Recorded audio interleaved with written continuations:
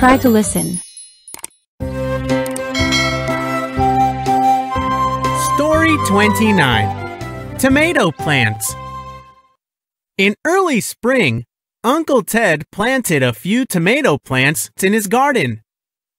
A few weeks passed. The plants were still the same. Uncle Ted said to me, "My tomato plants are not growing. For the last 2 weeks, they're just sitting there, waiting." "Waiting?" I asked. "What are they waiting for?" My uncle said, "The sun, the heat." Listen with answer.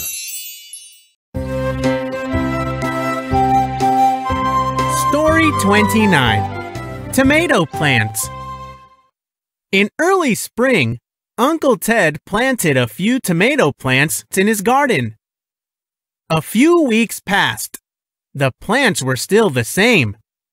Uncle Ted said to me, "My tomato plants are not growing. For the last 2 weeks, they're just sitting there, waiting." "Waiting?" I asked. "What are they waiting for?" My uncle said, "The sun, the heat." Read aloud.